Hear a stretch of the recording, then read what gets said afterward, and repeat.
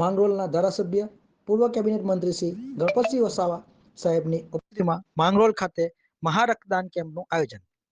માનનીય પ્રધાનમંત્રી શ્રી નરેન્દ્રભાઈ મોદીના જન્મદિવસની ઉજવણીના ભાગરૂપે ગુજરાત રાજ્ય સંયુક્ત કર્મચારી મહામંડળ પ્રેરિત સુરત જિલ્લા સંયુક્ત કર્મચારી મોરચા આયોજિત મહારક્તદાન કેમ્પ માંગરોળ તાલુકામાં સામૂહિક આરોગ્ય કેન્દ્ર માંગરોળ ખાતે સવારે 10 થી 4 વાગ્યા સુધી રાખવામાં આવેલ, જેમાં માંગરોળના ધારાસભ્ય પૂર્વ કેબિનેટ મંત્રી શ્રી ગણપતસિંહ વસાવા સાહેબ, 156 માંગરોળ વિધાનસભાના સંયોજક દીપકભાઈ વસાવા, અનિલભાઈ શાહ, સંગઠનના હોદ્દેદારો, તાલુકા પંચાયત જિલ્લા પંચાયતના ચૂંટાયેલા સદસ્યો, સરપંચશ્રીઓ, માંગરોળ મામલતદાર ડોક્ટર HV ચાવડા, નાયબ મામલતદાર પંકજભાઈ ચૌધરી, TPO શ્રી પિયુષભાઈ ગામિત, માંગરોળ તાલુકા પ્રાથમિક શિક્ષક સંઘના હોદ્દેદારો, દરેક વિભાગના રક્તદાન કરનાર રક્તદાતાઓ, અન્ય રક્તદાતાઓ હાજર રહેલા હતા.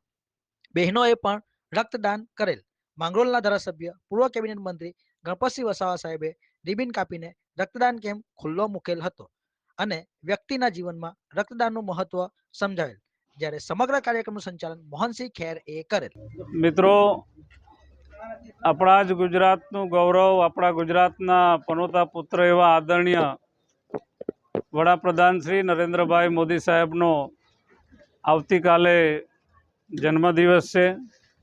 ત્યારે સમગ્ર દેશની અંદર આદરણીય પ્રધાનમંત્રી શ્રી નરેન્દ્રભાઈ મોદી સાહેબે જે સૂચન કર્યા છે કે એમના જન્મદિન નિમિત્તે 17 તારીખથી 2 તારીખ સુધી સમગ્ર દેશમાં સેવાકીય કાર્યો ચાલવા જોઈએ.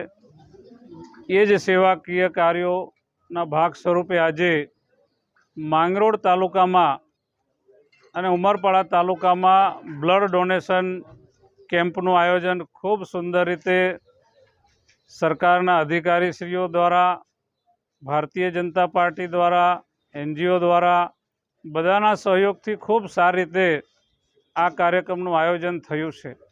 અને મને જણાવતા આનંદ થાય છે કે દરેક તાલુકાને 300 બોટલનો લક્ષ્યાંક આપવામાં આવેલ, એની સામે આજે 600 કરતાં વધારે બ્લડ ડોનેટ કરનારા લોકોએ પોતાનું રજિસ્ટ્રેશન કર્યું છે. એ બધાને પણ હું ખૂબ ખૂબ અભિનંદન આપું છું. અને આદરણીય પ્રધાનમંત્રી શ્રી નરેન્દ્રભાઈ મોદી સાહેબનું જે સ્વપ્ન છે સેવાકીય કાર્યનું, એ કાર્ય આપણે બધા સૌ સાથે મળીને ખૂબ સારી રીતે ગુજરાતના, દેશના ગામડે સુધી લઈ જઈએ અને રાષ્ટ્રહિતના કામો, લોક ઉપયોગી કામો આપણે બધા સૌ સાથે મળીને કરીએ.